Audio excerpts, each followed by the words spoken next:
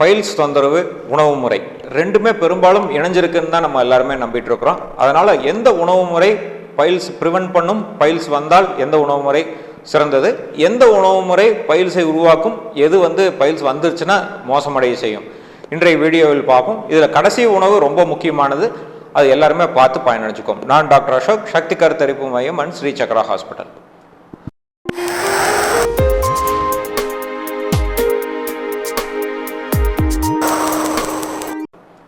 Doctor, பைல்ஸ்னா என்ன ஃபுட்டெல்லாம் நல்லது? ஃபர்ஸ்ட் அதை முதல்ல தெரிஞ்சுக்கலாம். பைல்ஸ் யூஸ்வலாக ஏன் உருவாகுது அப்படின்னா, மலத்வாரத்தில் மலமானது ரொம்ப கெட்டிய கடினத்தன்மையுடன் ரொம்ப முக்கி வெளியே போகும்போது அந்த இரத்த நாளங்கள் தடவடையதுனால ஏற்படுறது தான் பைல்ஸ்.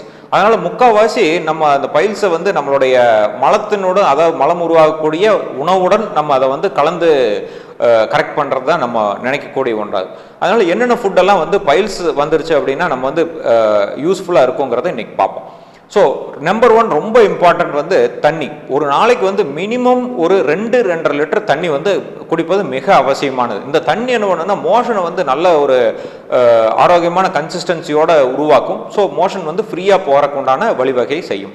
ரெண்டாவது முக்கியமானது நார்ச்சத்து மிக்க உணவுகள், அதாவது கீரைகள், காய்கறிகள், பழ வகைகள், இந்த மாதிரி நார்ச்சத்து மிக்க உணவு வகைகள், ஃபைபர் நிறைய சேர்த்துக்கிட்டோம்னா மோஷன் கன்சிஸ்டன்சி நல்லா ஃபார்ம் ஆகும். அதனால ஃப்ரீயாக மோஷன் போயிட்டு இருந்தாலே பைல்ஸ் பிரச்சனைகள் பெருசாக வராது.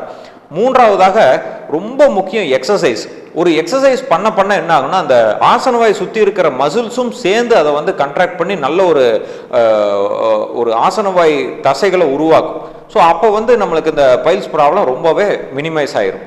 அடுத்தது மலம் ஈஸியாக போகக்கூடிய சில ஐட்டம்ஸ். அதாவது பார்த்தீங்கன்னா, நம்ம முந்தின ஜென்ரேஷன்லாம் பார்த்தீங்கன்னா டெய்லி விளக்கெண்ணெய் குடிப்பாங்க, டெய்லி கம்பல்சரி வாழைப்பழம் சாப்பிடுவாங்க. இந்த மாதிரி மோஷன் ஃப்ரீயாக போகக்கூடிய உணவு வகைகள். இது முடியல அப்படின்னா, ரொம்ப மலச்சிக்கல் ஏற்படுது அப்படின்னா, நம்ம 1-2 நாள் மெடிசின்ஸ் அதுக்காக மோஷன் ஃப்ரீயாக போகிறக்காக எடுத்துக்கிறதும் தவறு கிடையாது. அடுத்தது மோஷன் போகும்போது போய் உட்காந்து முக்கிறது ஸ்ட்ரெயின் பண்ணுறது, இது ரொம்ப ரொம்ப கெட்ட பழக்கம். மோஷன் ஆட்டோமேட்டிக்காக வர்ற ஒரு ஹேபிட்டை நம்ம உருவாக்கிக்கணும். ஸோ இவ்வளோ விஷயங்களும் நம்ம பெர்ஃபெக்டாக ஸ்ட்ரிக்டாக மேற்கொண்டோமானால் பைல்ஸ் வராமல் தடுக்க முடியும். ஸோ இந்த வீடியோ ரொம்ப யூஸ்ஃபுல்லாக இருக்கும்னு நினைக்கிறேன். மேற்கொண்டு வேறு ஏதாச்சும் உணவு வகைகளை பற்றின சந்தேகங்கள் இருந்தால் கீழே இருக்கிற கமெண்ட் செக்ஷனில் கேள்விகளாக கேட்கலாம். இல்லை எங்களுடைய ஹெல்ப்லைனுக்கு நீங்கள் வாட்ஸ்அப் பண்ணலாம்.